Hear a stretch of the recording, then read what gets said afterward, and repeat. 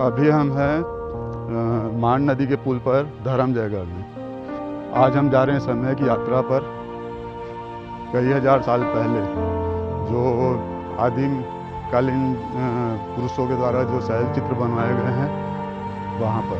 यहाँ से हम लोग जाएंगे ओमना, जहाँ पे पहाड़ के ऊपर में जो शैल चित्र वगैरह बने हैं हजारों साल पुराने।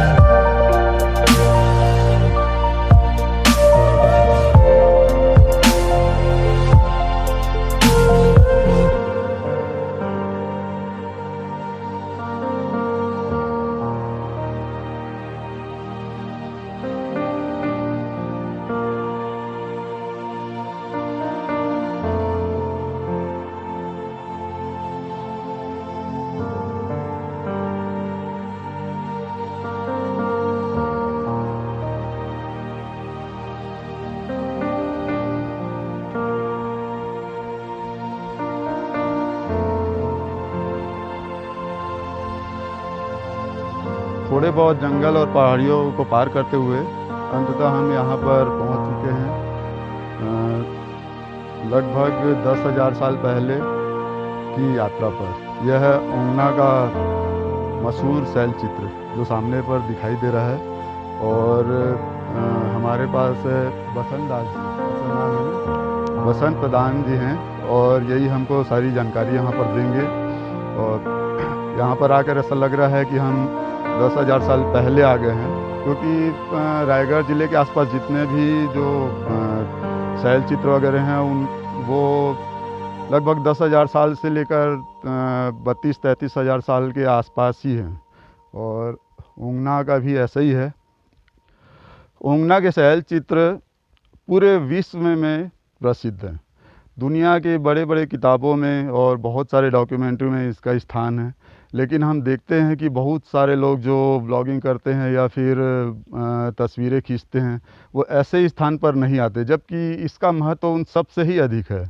और हमारे साथ परिस्थितियाँ ये है कि हम हर जगह नहीं जाते, हम ऐसे ही स्थानों पर जाते हैं जहाँ पर हमें ऐसा अनुभव हो कि हम समय की यात्रा कर रहे हैं, हजारों साल या किसी काल के अंतर में भी हम दूसरे स्थान पर जा रहे हैं। इसीलिए हम यहाँ पर ऊंगना भी आए हैं। इसके पहले भी एक बार हम यहाँ पर आ चुके हैं, लेकिन उस समय सही जानकारी देने वाले की जानकारी नहीं थी, इसलिए हमें बहुत चीज़ पता नहीं चल सका था।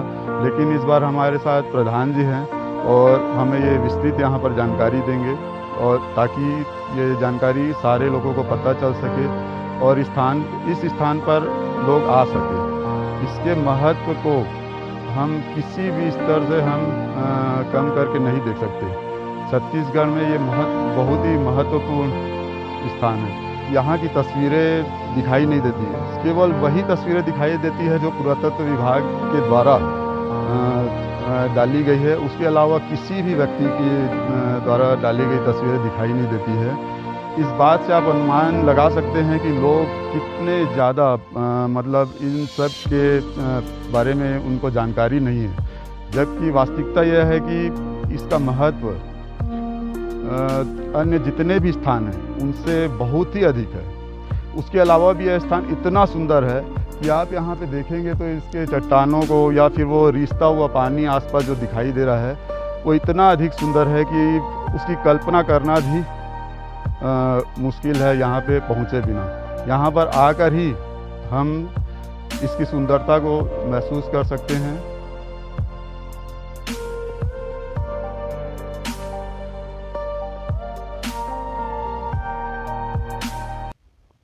मेरा नाम बसंत कुमार प्रधान है। मैं यहाँ का, मेरा घर ऊंगना तहसील धरमजयगढ़, जिला रायगढ़, छत्तीसगढ़ का निवासी हूँ। मुझे पुरातत्व विभाग द्वारा शैल चित्र ऊंगना पहाड़ का सुरक्षाकर्मी रखा गया है। मैं इसका देख रेख करता हूँ। जो भी टूरिस्ट बाहर से आते हैं उनको दिखाता हूँ। तो आइए मैं आपको भी उसके हिसाब से आपको बताना अपना मुनासिब समझता हूँ और अपना कार्यक्रम आगे बढ़ाता हूँ। आइए। सबसे पहले यहाँ शैल चित्र बना हुआ है। यहाँ छोटे छोटे बच्चे जो है ग्रुप में खड़े होकर नाच रहे हैं। ये डॉल गुड़िया का चित्र बना हुआ है। और यहाँ ग्रुप में बैला एक दूसरे के कतार में कहीं जा रहे हैं। 1 2 3 4 5। ये उसका सांड है, मुखिया है, जो सामने को दर्शा रहा है। जो मछली मारने का जो जाल रहता है उसी का बना हुआ है ये ऐसे। और ये प्रेग्नेंट महिला को बताया गया। प्रेग्नेंट मतलब गर्भवती महिला को बताया गया। ये उसका पेट को उभार है, इसके 2 पैर हैं, इसका 1 हाथ है। जो बजा रहा है ये नर्तिका है। और ये बड़ा सा नग्न स्त्री को दिखाया गया है ऐसे करके। ये डॉल है, ये उसका स्तन बताया गया है ऐसे करके। और यहाँ 2 शिकारी हैं, 1 और 2। ये 2 शिकारी बताया गया है। जैसे कहीं मीटिंग होता है, वहाँ कतार में बैठे हुए बुजुर्ग रहते हैं, ऐसे करके एक मीटिंग किया हुआ है, कतार में बैठे हैं। यह मस्त ग्रुप से नृत्य कर रहे हैं झुंड में ऐसे करके। ये सामने उसका स्वागत कर रहे हैं तलवार से। 1 2 3 4 5 6। ये जो सिंगल है वो पुरुष को बताया गया है।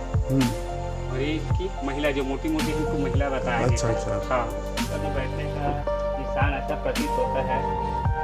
आदमी लकड़ी में बैठता है तो कभी 1 साल 2 साल बैठने पर भी लकड़ी चिकना नहीं होता है।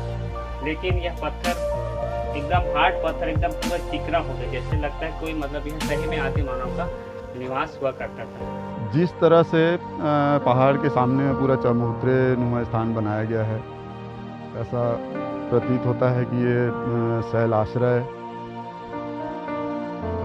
या तो वो कोई स्टेज की तरह उसे प्रयोग करते थे या फिर कोई मीटिंग हॉल की तरह यहाँ पे सारे लोग बैठ के मीटिंग करते होंगे।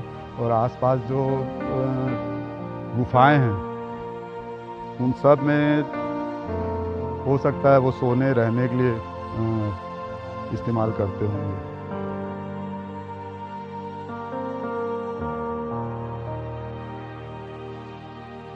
ये गुफा का दूसरा भाग है।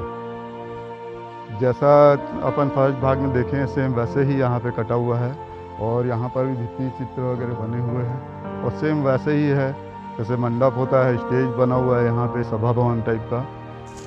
ये शैल चित्र यहाँ पर बना हुआ है, जैसा लगता है कि 10 मुंडी सिर वाला दशानन है जैसे उसका प्रतीक होता है। ये उसका सिर है 1 2 3 4 5, इधर भी 4 सिर है ऐसे करके।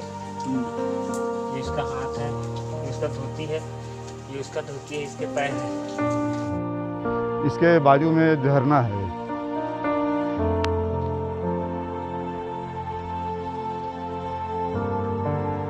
ये देखिए छोटा सा झरना अभी दिखाई दे रहा है। वो बहुत ही सुंदर स्वर्ग के जैसा स्थान है। अभी 2 भाग हम लोग देख के आए हैं और ये तीसरा भाग है। यहाँ पे भी लगभग वैसा ही स्टेज जैसा बना हुआ है लेकिन ये थोड़ा सा छोटा है उससे। और प्रधान जी इसके बारे में बताएंगे यहाँ पे क्या है। जगह बहुत सुंदर है, चारों तरफ जंगल से घिरा हुआ है और यहाँ थोड़ा सा जंगली जानवर, जंगल में अभी भालू का शिकायत है। भालू बहुत सारे हैं, लोमड़ी है, खरगोश है और चमगादड़ हैं, बड़े बड़े चमगादड़ भी हैं और बहुत सुंदर जगह है। ये लड़का है बहुत ही खुशी से झूम रहा है, दोनों पैर फैला दिए हैं और ये उसकी दुकान है, कुछ लेके उसी के मारे झूम रहे हैं। ये और ये स्वास्तिक का चिन्ह है ऐसा करके ये ऐसा बनाया गया है। बंदर है, मतलब ऐसा बताया गया कि डगाल पे कहीं चढ़े हुए हैं, तमूरे पकड़े हुए हैं। ये भी तमूरा पकड़ा हुआ है। ये जो पक्षी की जो डरवानी बनाते हैं उसका चित्र बनाया गया है। ये चौथा भाग है ऊंगना का और यहाँ पर भी कुछ चित्र वगैरह बने हुए हैं लेकिन छोटा है।